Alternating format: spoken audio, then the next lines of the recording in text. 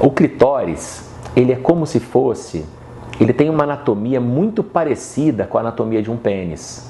Mas como o clitóris não sofreu a ação da testosterona na infância e durante a vida intrauterina, ele acaba que não se desenvolve como pênis. Mas absolutamente da mesma forma que um pênis, o clitóris tem uma glande, tem um corpo e tem um corpo, que a gente chama de corpo cavernoso do clitóris e glande do clitóris. Então, o que é a hipertrofia do clitóris? O aumento do clitóris? É literalmente um superdesenvolvimento tanto dos corpos cavernosos do clitóris, como também da glande do clitóris. E ele tem várias causas.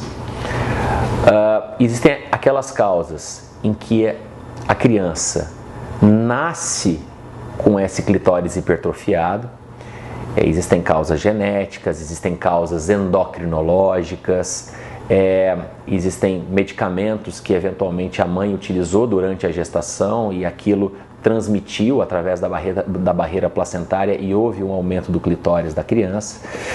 Isso é um problemão, é um problema extremamente grave, porque essa criança nasce com o clitóris aumentado, hipertrofiado, e é o que a gente chama de genitália ambígua, né?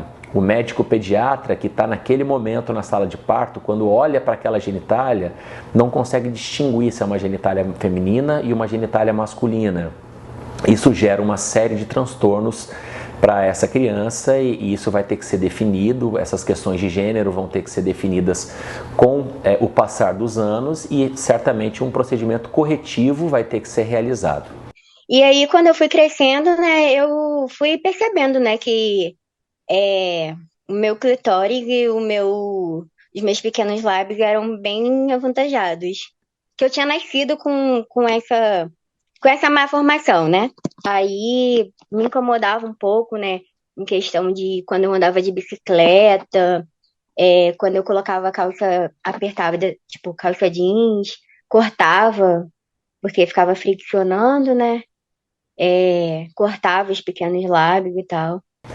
O que a gente vai falar hoje aqui não é desse tipo de hipertrofia de clitóris. A gente vai falar daquela mulher do gênero feminino, aquela que tem o gênero feminino, não importa a orientação sexual, mas que nasceu com um clitóris absolutamente normal e algo aconteceu na sua vida que fez com que esse clitóris aumentasse de tamanho, se hipertrofiasse. A maior causa em disparado é a utilização indiscriminada de anabolizantes com fins estéticos, para academia, com fins de emagrecimento. Para a mulher ganhar massa magra com o hormônio masculino, ela precisa chegar a níveis séricos de homem. Então nós precisaríamos prescrever doses que são doses altas desses hormônios e isso aumenta o risco dos efeitos colaterais. A mulher que usa esses hormônios masculinos, ela pode ter queda de cabelo, acne, ela pode ter pelos no corpo em região onde normalmente não se teria, atrofia de mama, alterações menstruais importantes, até a ausência da menstruação, infertilidade. Algo que na medicina está bastante frequente hoje é o aumento do clitóris, né, a clitoromegalia. Então nós temos hoje médicos que estão se especializando em fazer correção cirúrgica pelo aumento do clitóris, por ação desses hormônios sexuais. Então o uso desses anabolizantes, eles vão gerar uma hipertrofia, um aumento não só dos corpos cavernosos do clitóris, como também da glande do clitóris, e vai gerar também uma androgenização de outras áreas da vulva. Vai haver uma hiperpigmentação dos grandes lábios, uma hiperpigmentação dos pequenos lábios, o capuchão, que é aquele que é o prepúcio do clitóris, também vai ficar hipertrofiado, de tal maneira que aquela genitália que era completamente feminina, ela passe a ter algumas características de uma genitália masculina. Muitas vezes, no momento da ereção do clitoriano, no momento da excitação, fazendo com que aquela genitália feminina pareça sim um pequeno pênis. Os corpos cavernosos do clitóris também se enchem de sangue e o clitóris também se projeta, a glande do clitóris também fica com um aspecto arroxeado, né? Repleto de sangue quando a mulher se encontra excitada. Só que quando ela faz a hormonização e isso se desenvolve, e a glande se desenvolve, isso fica mais proeminente. E é isso que gera o grande constrangimento nas meninas. A partir de um determinado ponto de crescimento do clitóris, por mais que haja a interrupção completa do uso daquele anabolizante, esse clitóris não volta mais ao seu tamanho inicial.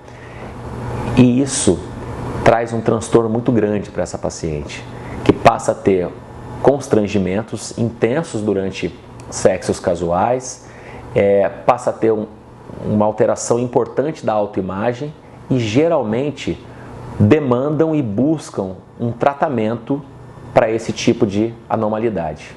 O tratamento para isso é cirúrgico.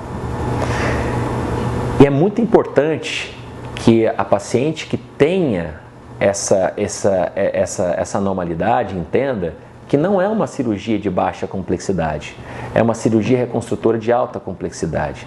É extremamente comum a gente receber pacientes no consultório que procuraram ginecologistas, dermatologistas para fazer o clareamento da região genital após a utilização de uso de esteroides anabolizantes, eventualmente também para fazer a ninfoplastia, que é a diminuição dos pequenos lábios, e isso acaba só piorando a situação. Porque quanto menos tecido fica na vulva para esconder aquele clitóris, mais aquele clitóris aparece e mais ele fica parecido com um pequeno pênis. Os procedimentos devem ser realizados de forma integral. A redução do clitóris, a redução do capuz do clitóris, que é aquele que é o análogo do capuz, o análogo do prepúcio no pênis, né? Que é o prepúcio do clitóris, a redução dos pequenos lábios também, e aí sim a vulva acaba ficando completamente harmônica. É um procedimento no qual nós preservamos completamente a vascularização e a inervação da glande do clitóris.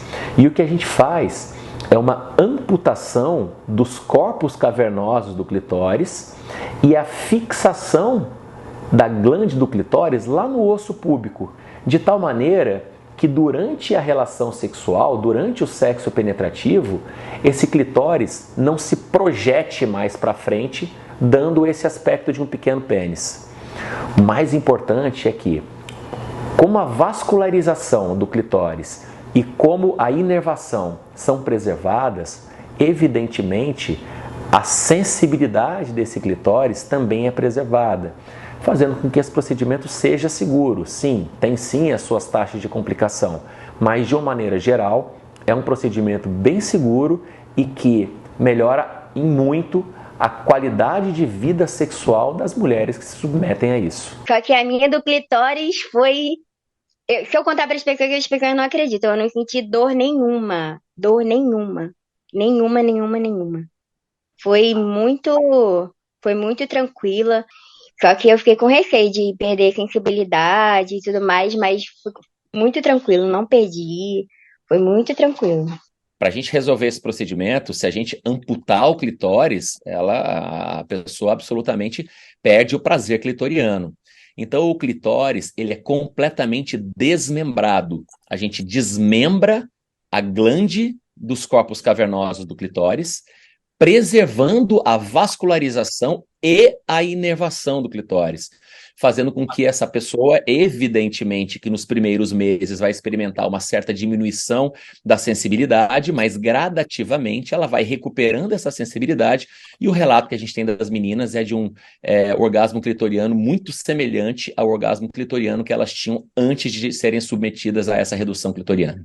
Uma informação extremamente importante é de que, uma vez operada, uma vez os corpos cavernosos do clitóris tendo sido amputados, eles não crescem novamente. Então, se eventualmente uma mulher faz esse procedimento cirúrgico e quer, num futuro, voltar a utilizar os anabolizantes, esse clitóris não cresce nunca mais. Ele vai ficar sempre curto e nunca mais vai crescer. É um procedimento definitivo e irreversível. Em relação ao perioperatório, a gente está falando de um procedimento cirúrgico que dura em torno de 2 horas, 2 horas e meia. São 24 horas de internação hospitalar e geralmente 30 dias após, a paciente já consegue voltar a ter sexo penetrativo novamente.